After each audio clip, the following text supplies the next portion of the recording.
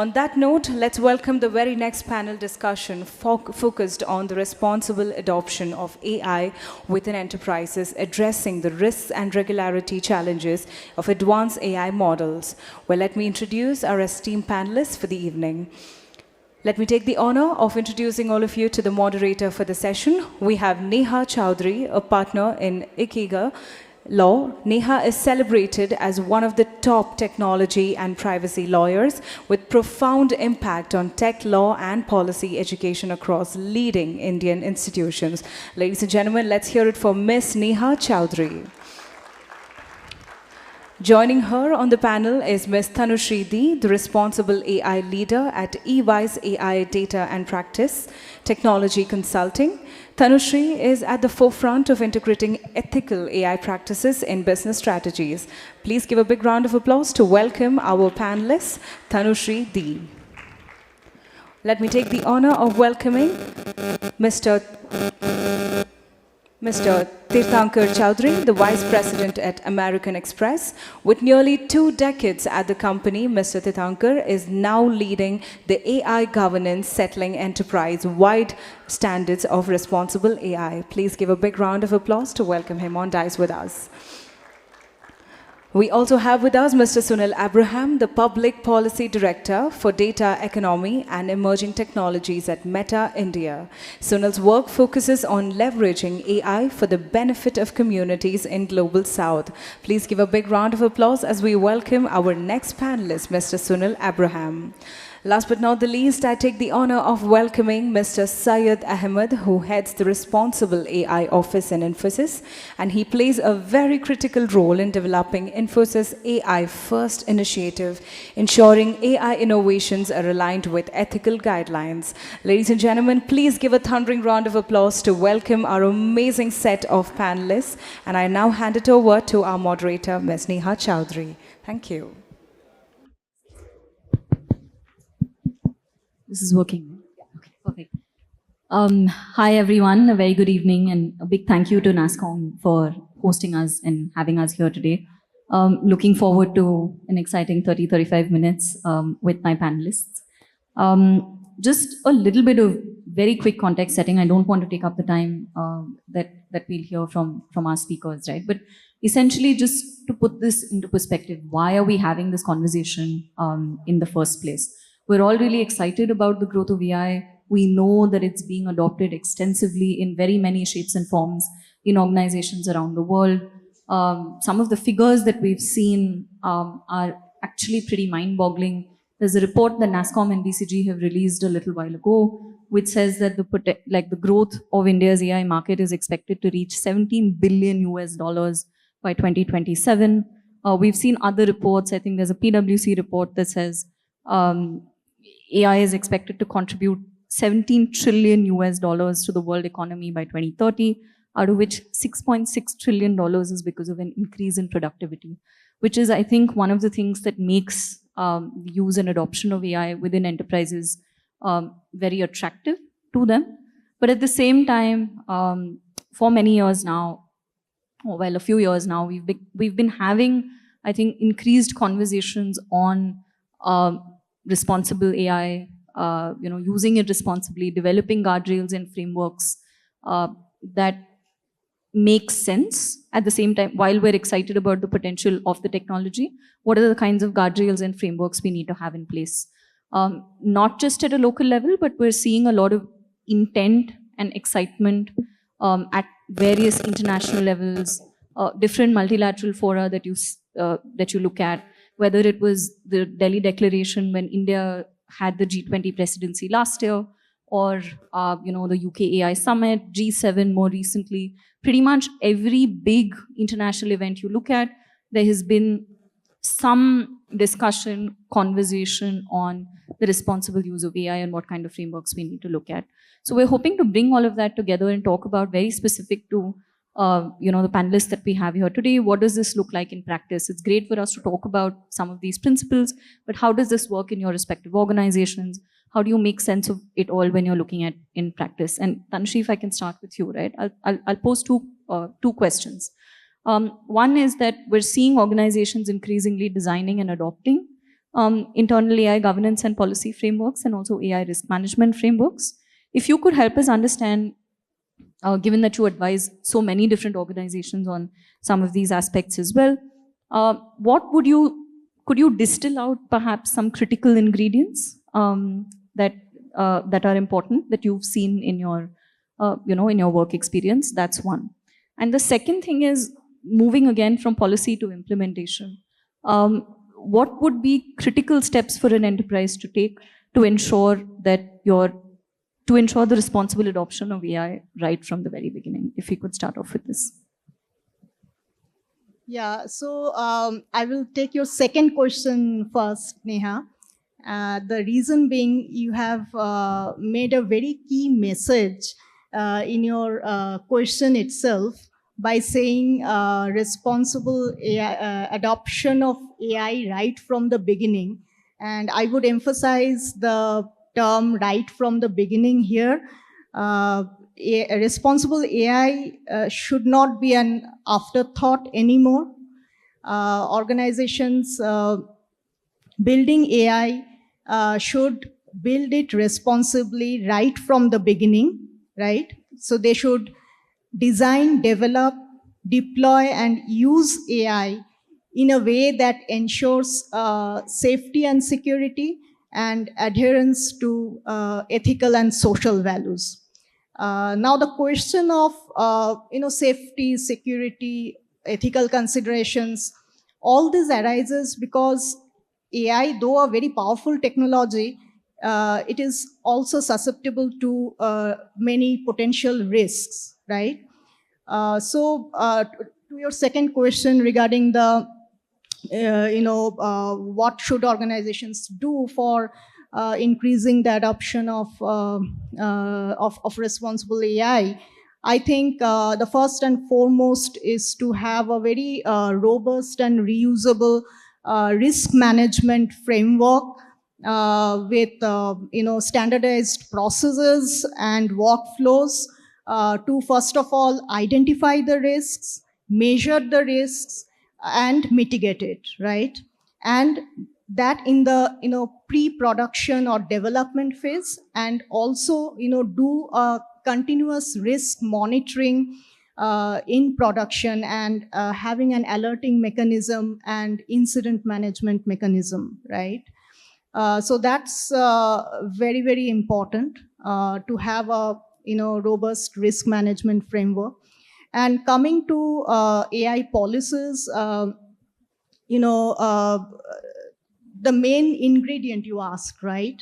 I would say it's basically the guidelines to build AI in a responsible way, incorporating the principles of responsible AI, which is bias and fairness. For example, you should, whenever you are building AI for decision making use cases, your AI system should give you unbiased and fair decisions. It should not discriminate against an individual or a group of individuals based on their inherent traits like gender or religion, ethnicity, age, etc. Right?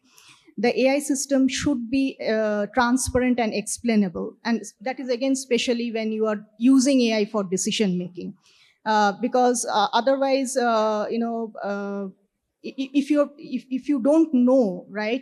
Because we all know AI is a black box, right? It gives you a decision or a prediction, but it does not tell you how it has arrived at that prediction or decision.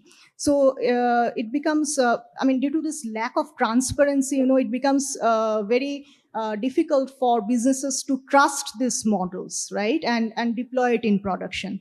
So to have trust in this model, we need explainability. It is very critical. And not only that, to take action in downstream business applications, you need to know why a model is making a certain prediction so that you can take the right action. So explainability is very critical. Then robustness of the system. So it should not fall apart if there is an adversarial attack, right? So robustness and reliability. When it comes to large language models, you all know that it is prone to hallucinating and giving you misinformation. So these are the things, right, we should focus on while developing AI, and of course accountability at every stage of the AI life cycle. Thank you. And, Syed, if I can, sorry, were you finishing? yeah, so one more point. I mean, these are all from a use case perspective, but overall there has to be AI governance also at an organization level. AI governance framework to oversee ethical usage of AI, and also whether the principles of responsible AI are getting embedded at every stage of the AI life cycle. Sure. So if I can turn to you, Syed, right? I think we've heard a great overview from Tanusree about how to look at this at a little bit of a zoomed out level. But I want to talk to you as, I mean, you head the responsible AI office at Infosys, large complex organization, very many moving parts. And you've also been involved in developing, codifying automated responsible AI guardrails. How does all of this work in practice? How do I make sense of it? How do I implement it? How do I ensure, how do you, these guardrails, right? How do you ensure that how does it actually help with compliance? Okay, excellent question. So basically, when you talk about guardrails, first we need to understand why we need them, and what is the reason when we say we need to codify guardrails. What is the reason? And this actually is very, very important, because when you look at it, when you want to implement AI, you are looking at AI trying to bring in some kind of value.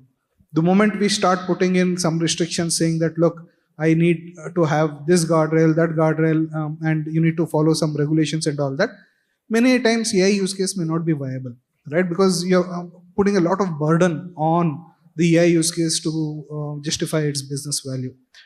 So that is the reason we push for what we call as codified guardrails, wherein everything that we try and work on should be automatic or as codified as possible. Now, there are certain challenges with this. Guardrails will have to work at 3 levels for you to be really compliant with respect to the regulations or your contracts. One is the legal guardrails, that is the regulatory and contractual guardrails. The second one is the process guardrails, to ensure you have the right processes in place for your entire AI management system to work, and that is very, very important. And third part is the technical guardrails, right? And the reason why this is important is, let me actually try to summarize this very quickly. Legal guardrails, we all understand, we have no choice. We'll have to adhere by the regulations as well as contract. So let's keep that aside. We have an obligation. We need to actually manage that. But when it comes to process guidelines, it is not only how you develop and deploy AI guardrails that will give you confidence, but also your supply chain, how you are getting it, right? You need to ensure same kind of guardrails are there from your AI platform vendors, AI service vendors, partners, everyone. So you need to ensure that you have that kind of processes in place. So you need to have AI policy, you need to have processes, but you need to ensure your supply chain is intact and is in adherence with the entire framework that you have. And the last one is the technical guardrail, wherein at inferencing time, you have good legal guardrails, you have good processes to ensure your data is right, your the life cycle of AI development, deployment, everything is great. But during inferencing stage also, you should not lose out on things like security, IP conflicts, or privacy issues. When in case of generative AI, when you give a prompt, it's very easy to just give a prompt which has some privacy information, or security breaches, or IP issues can go in. So all this at the inferencing level we need to do. So it's quite complicated out there, but we need to have a structured methodology to attack each of the layer clearly. Will be good. I want to switch gears a little bit and turn to you, Sunil, and ask you some more practical questions. It's great when there are panelists from different organizations and you can learn from their experiences, right? So 2-part question.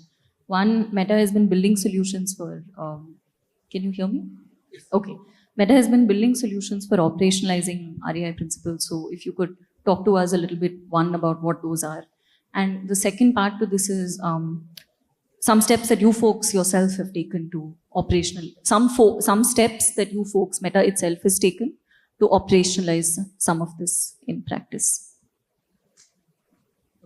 Thanks so much, Neha, for the question. So I'll begin with what Meta is doing for the broader ecosystem.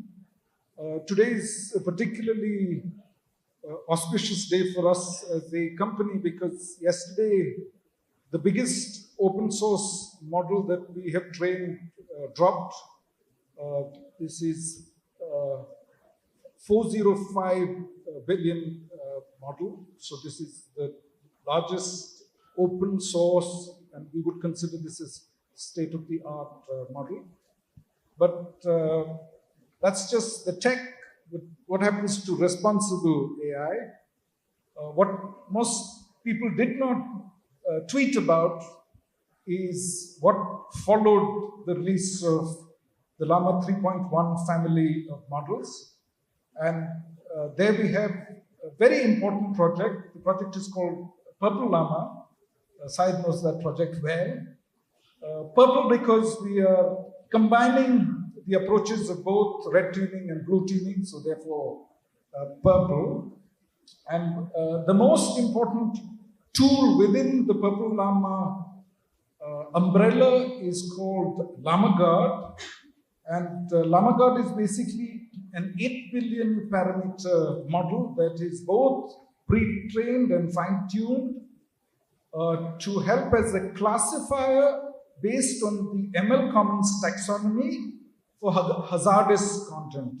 So whether you're talking about content about violent crimes or non-violent crimes, specialized advice, code interpreter abuse, there are 14 established hazardous areas within the ML Commons taxonomy, and we are able to demonstrate performance in all those categories, and you can evaluate. And at least for India, what is really important is, thanks to foundational work done by a variety of other people, the model now supports both the 405 parameter model and Llama Guard, support 8 languages, including Hindi, and Llama Guard works for hazardous content in Hindi as well. So that's a broad contribution to the ecosystem. Very quickly, some of the other tools in Purple Llama, a set of cybersecurity evals that I think is obvious, a prompt guard to block malicious prompts, and also a code shield. So during inferencing, we can detect insecure code and then provide mitigation for that. Separately, on our own practices, Neha, broadly outside the Purple Llama project, I just wanted to go back to the term Tanusree used. She said black box. I prefer to use a different analogy. I think at least generative AI models, large language models are like limestone before the 18th century. So before the 18th century, humans as a species used limestone as technology for several millennia without knowing why limestone worked. So the engineering was sorted out, but there was no explanatory science behind the material limestone. Only in the 18th century, finally scientists were able to say, okay, this is why limestone works. And then we had the science of limestone. So large language models are roughly like that. We know they work as engineers, but there aren't any scientists who will say, okay, this is why exactly it works. I wouldn't want every single AI provider to use that excuse. There are a bunch of traditional AI applications where there is no deep learning and we have some understanding of why they work. So not everybody should use that explanation loosely. So our approach is a very radical approach. Our founder is an open source butt, so he would say release the code and release the weights, and that is the way to make it safe. But if you are a proprietary software company, and I think that's completely legitimate, Meta has a large portfolio of proprietary software as well. Model cards or system cards, that's also a great way of doing disclosure.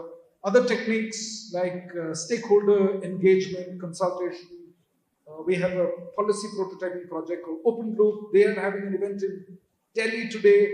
That report is going to be out with the views of 12 startups. So I would ask you to look for it on the internet and read that report. Thanks. Thanks, Sunil. I'll come back to a couple of those things that you talked about. Very quickly, can I? 30 seconds. Yeah, I don't know how you'll get away with this excuse of limestone. I don't know where all it is worked, but explainability is key. We can achieve explainability even in the Llama world and others. So definitely, while limestone is there, the engineering is also here. We should try and ensure we have the right explainability in place. So yeah.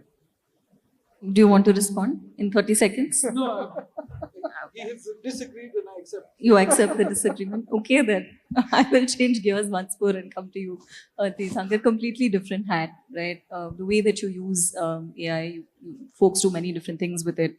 Credit risk analysis, fraud detection, so many different, like completely different world from the kind perhaps that Sunil and Syed inhabit.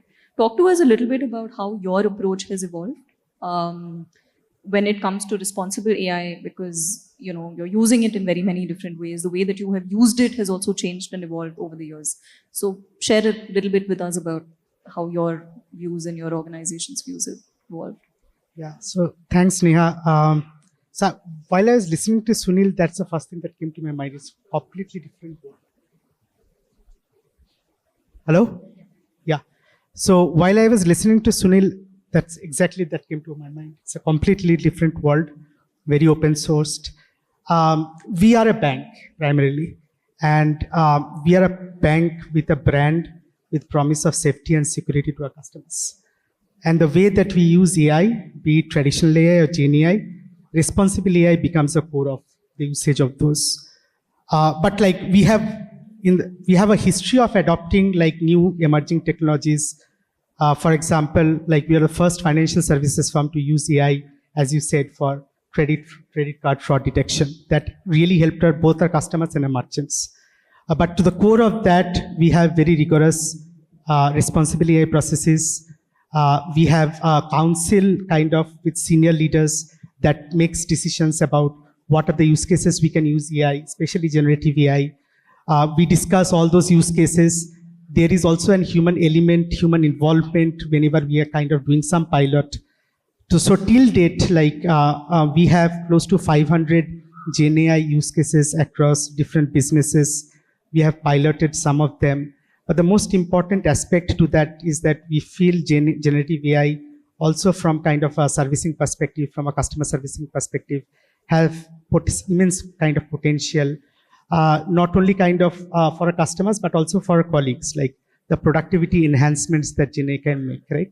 So both kind of across both these approaches, we have the existing processes and we overlay incremental risk processes to understand early identification of some of the novel risks, like hallucinations, for example. So it's very critical for us as a bank to use Gen AI or any other AI technology with as much safely as possible, understand those outcomes. Explainability is definitely one of those. If we don't have explainability, it's very difficult for us to really understand those outcomes. So that entire framework that Tanusree was talking about, that framework we already have adopted for traditional AIs. That is a framework also we are extending for Gen AIs, because like for Gen AI, that kind of framework kind of means slightly differently with some additional risks. But we are very careful. We have a lot of learnings, in fact, kind of we have been exploring this technology for the last 1.5 years.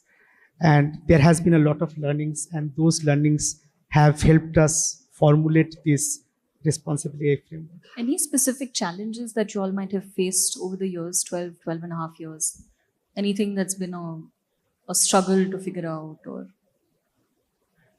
Most of the kind of challenges is understanding why you get an outcome, right? Sure. Mostly it is explainability. So that's the reason we have human in the loop. Sure. To really kind of understand how accurate it is. And we are comfortable that we can use it to service our customers in a way that they don't get impacted because of those risks. Sure. But most importantly, it's still evolving. It's still in early stages, though it has done amazing outcomes that we could not even think 3 years or 4 years before. kind of it got kind of opened to the world. But that's something that we'll probably learn together. Responsible AI is the key to that. Like, he will build the best models. We'll find out how to really understand them. And Sunil, I use want them. to come back to you. Sorry, you wanted to say something? The score is 3-1. So there's one person who thinks it's a black box. For another person, which is one of the biggest challenges, explaining. I was actually, that is my follow-up question. I'm claiming that gurus such as Andrei Karpathy, in their 1-hour introduction to LLM, say that explainability is still not done. But maybe Syed is using explainability in a different way. So I guess what he means is partial explainability. Sure. Just because we cannot tell you exactly why the LLM has decided to choose that next token while responding, we can tell you broadly how we have sourced the data to train it. We can tell you broadly how we have fine-tuned it. We can tell you how we evaluate it. So I guess that's what you mean. You're not meaning that full. No. Or maybe you are. No, I am not meaning it by full. Syed, and then I'll come into you. You also wanted to say something, right? Very quickly, maybe 30 seconds. I always only give you 30 seconds. Go ahead. So you're absolutely right. From product perspective, one of the biggest challenge we face is between you and our customer, right? We have a OEM, and then we have our customer. OEM want to say that this is what I have, and you say I will hold you accountable. Between them, we are always in between. But coming back to explainability, from the product point of view, you are able to release some fact sheet and say these are the things that we have. But we do have a lot of good methods to reasonably assure us on faithfulness and factual accuracies. On factual accuracies, we have graph of thoughts, chain of verifications, chain of thoughts that will reasonably assure us, saying that from where the answer is coming, can you trust it or not for the human in the loop. Then for faithfulness, of course, coherence and relevance, and there are lots of parameters we have to track. The key is to ensure you use them and use them to satisfy yourself that this is the key explainability for which you are making the decision. At the end of the day, we are accountable for our decision, whether it is influenced by AI or not. Yeah, I second Syed, and he already mentioned a bit of explainability for the LLMs or generative AI, but yeah, for traditional AI, even for deep learning based predictions, we have model-specific explanations even. So there are established methods of explainability, and yeah, it's true that it's a long way to have explainability for the generative AI models, but yeah, it has to be there. Neha has written a good paper on explainability. Yeah, thanks. You opened a Pandora's box. You said the word explainability, and we've spent the next 5 minutes talking about it. But Syed, I'll come to you, and maybe you can. I'm a little mindful of time, and maybe you can use this to, to wrap up your closing remarks as well, right? We've heard all of you talk about different things that y'all are, doing in your organizations, good practices, what we must do not. I want you to talk a little bit to us about very critical practical challenges that you face when you're trying to implement some of these responsible AI practices. Similar question actually that I had posed to you, right? And then what do you do? How do you solve for this? What do you do differently? That is one. And the second thing is, given this, right, what are some of these challenges? And then if you have learnings to share for the group, because this is constantly evolving as we speak. So how do I prepare? How do I brace for impact? What do I do? See, one of the key challenges I just mentioned, saying that when we are implementing AI, you're always between the customer and the OEMs. So you need to figure out, how to thread this part. Second, the technology is constantly evolving, right? You need to be, the guardrails that we spoke about a year ago are not relevant now. I remember when we actually started AI and machine learning, we started saying that we'll have the best guardrails is to ensure we protect our data. Right? So our data should be kosher, data preparation should happen. Everything was revolving around data. And then comes the pre-trained models for which you have no control on what data they were trained on. Now you have to jump, you have to change your guardrails, your entire tactics changes and say you need to do it at inferencing level. Saying that irrespective of what data it is trained on, you still need to be in compliance, right? That was generative AI era. Now in agentic framework, it is again changed totally. We need to have the right skills and right governance agents and supervisory agent to ensure that in the entire agentic framework, we actually do this right. So technology is evolving very fast and you need to do this. And I'll come back to the final challenge, very, very important challenge that I had talked about in my first response also, to drive home point why it is very important. Whatever we try and do as an organization to assure ourselves and our customers on developing AI and deploying AI in a responsible and ethical manner, that is not enough. That is just 40%. Most of the exposure on the risk we will have is in the supply chain. That is, you need to have a right AI procurement guidelines in place. When you're procuring AI services, say for example, you're procuring an AI service from hyperscalers or a platform or a tool, you need to ensure you get assurance from them on their architecture, their practices, their usages on what they're doing, and they're in adherence to your policies. And finally, it goes without saying that the regulations are evolving every day. Being a global company, you need to be in compliance with regulations across the globe, right? You can't say only EU is there, and then every state in the US has their own AI law right now, right? And it is very specific. And Australia has something, and then China has something. India is yet to come up with certain strong laws and all that. So you need to be in constant scouting of what is happening, what is changing, and how in each geography you need to change and work on. So yeah, Tirthankar, if I can actually ask you to pick up on that last point and elaborate on that a little bit, right? Because this is also a little bit of the kind of hat that you folks wear. And I think an added complexity for you folks, anyway, a heavily regulated sector, not strangers to,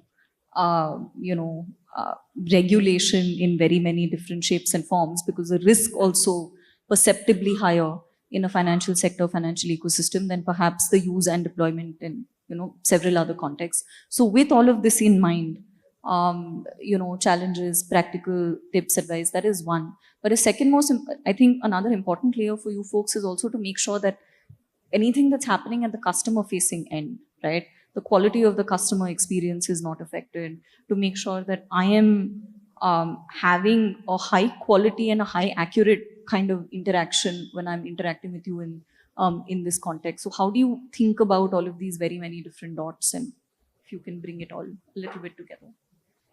Yeah. So I'll also give a very regulated answer. The way that we look into these GenAI technologies is how that enables our employees and colleagues. So that's like when we that's the first use case, an important use case, how to improve productivity of our colleagues. And that can be through different kind of applications of GenAI.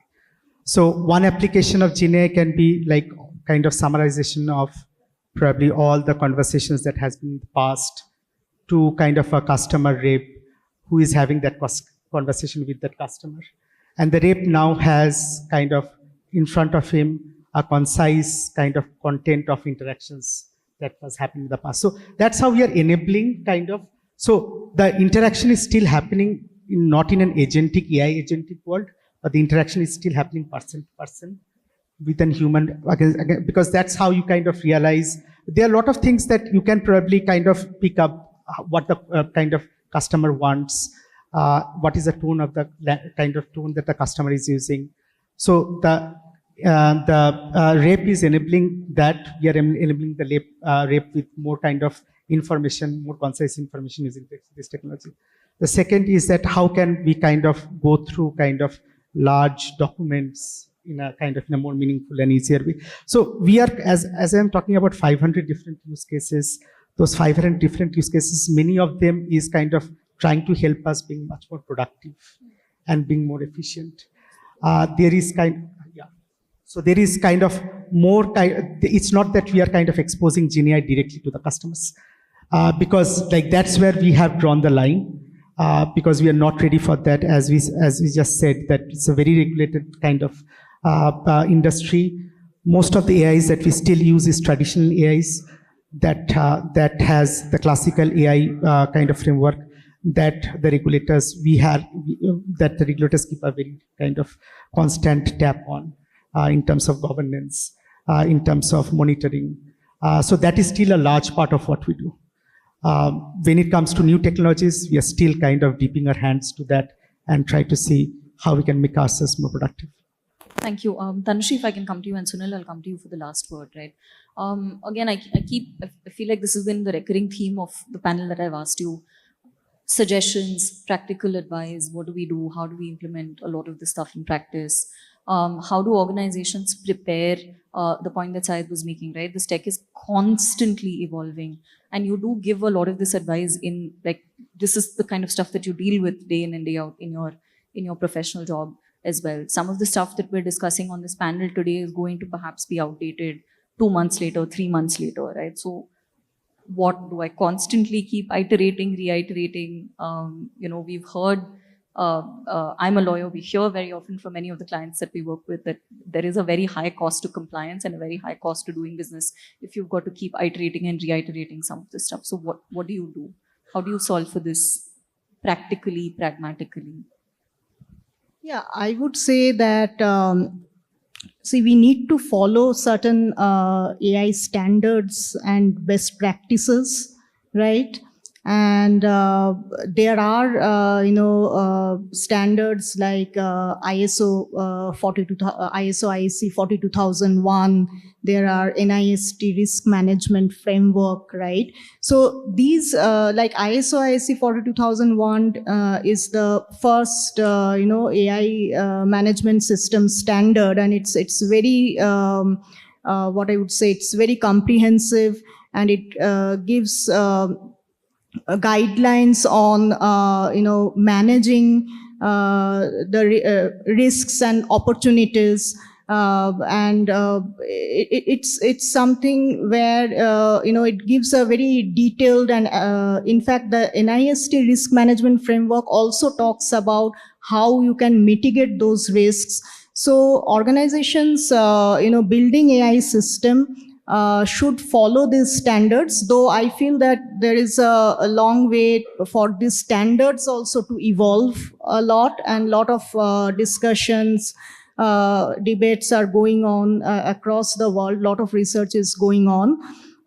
So that's that's one thing that we should look into. Apart from this, I would also say that we have to look into the people who are building the AI system, and AI is not only a technical problem, right? When we are building an AI system, we should not think of bringing only technical people like data scientists or AI engineers, but we should also incorporate domain experts, take their perspectives, because that's very important.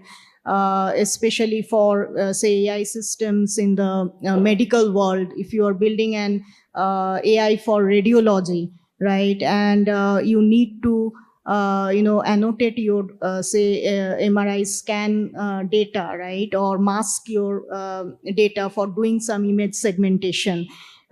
It should be done by the medical practitioners, by the radiologists, right? Similarly, to set certain, to understand what the threshold should be for your AI system, right? Domain experts should be consulted, should be. Similarly, legal experts should be there for language related thing, for all these large language models that are used for language translation, say, language experts should be involved. So people, a diverse set of skill set should be involved, and tools and technology, which Syed also mentioned about it, right? There are open source tools, there are commercial tools, in-house tools companies are building. So that's very important for doing quantitative assessment of the risks and mitigating those risks. So I think, we have to follow these some of these principles when it comes to people, process, toolkit, and standards and guidelines. Very so similar breakup to the one that you had used, right? Tools, process, people. Sunil, last word, right? And I want to stick with this theme of future proofing a little bit, but also of future proofing. Sorry, can you hear me? With this theme of future proofing a little bit, and perhaps take one step back and think about when you talk about emerging tech generally, right? Responsible AI, but I honestly don't think that this is in some ways a new conversation that we're having, because this is a persistent problem. Tech is evolving very fast. What discussion we're having today is going to get outdated 3 months later, but it's also the reality that we live in. So how do you do business, right, in such an environment? And what then do you do practically to sort of future-proof? open to hearing thoughts and perhaps lessons, because you've worn hats, you've worn different hats in many years, and you've seen, this play out in the context of IP, open source, privacy, encryption, so many different fields. So if there's anything that we can borrow from conversations past that help us out here. Yep. Thanks for that question. Very difficult question to answer. How to future-proof self-regulation, how to future-proof your tech roadmap, etc. I think the meta response, so I'm not going to give a response with my previous hats, but the meta response to this question is that there is a big sort of almost religious divide in the world today. And there are some people who believe that we need to have one ring to rule us all, like in Lord of the Rings. So they want everybody to go to a single global AI system, and then that single AI system has ISO certification or something very rigorous. I don't know how many people in this room have ISO 27001, that's from Infosys. I don't know if that's a common certification for entrepreneurs and enterprises in this room. So that is one approach. Meta is on the opposite end. Mark Zuckerberg's vision is, in the future, there will be billions of AI agents that serve our needs. So that's broadly internet philosophy of decentralization. So if you have monolithic, monoculture, singular large deployments, then they come with certain types of risks. Sometimes it's unavoidable. If you're building national e-governance infrastructure, then it has to be centralized, it has to be monolithic, very hard to build federated architecture there. But wherever possible, if you move things in a decentralized fashion to the edge, then there is a much higher chance of getting it right. That is Meta's vision for the future. So that is where I am. Okay. I think we're almost at time, but if any of you want to come in and comment one sentence too, I think you want to say something, Syed, but one or two sentences, quick closing thoughts before we get into trouble with the organizers. But yes. Sure, I totally agree with you. And that's also our vision, saying that it will be more of like internet of AI agents kind of thing. But only key problem with that is you need to ensure governance of each and every agent. So the frameworks are important to get reasonably assured, saying that they are all following a certain assurances and frameworks. So that's very important. We'll go towards decentralized AI agents, but framework is also very, very important. We can't get away with it. So then, do you want to end on a collegial note with your fellow panelists? Yep, you want to end on a collegial? Do you want to end on a collegial note? You're getting along. Tirthankar and Tanusree. Yeah, so really excited about the possibilities of this new AI technology. I think it's just the beginning. But as this can kind of really unravel a lot of risks, we really need to have a very good understanding of what those risks are. But these two things can go parallel with each other. The evolution of the technology and probably understanding that probably kind of can happen together. Tanusree. Yeah, I mean, AI is a ever-evolving technology, right? I mean, one thing we have to ensure that it does not cause any harm. It's beneficial for the people and the planet. And yeah, that's what. Okay, wonderful. Thank you all so very much for being a wonderful panel. And thank you, NASSCOM, again for having us, and to all of you for patiently listening to us. I think our effort here, I think, was to just surface as many questions and themes for discussion as possible. I don't think we'll be able to do justice to any of this in a 35-minute conversation. But thank you very much, and I hope you will reach out to them separately to have more conversations. Thank you. Thank you. Thank you.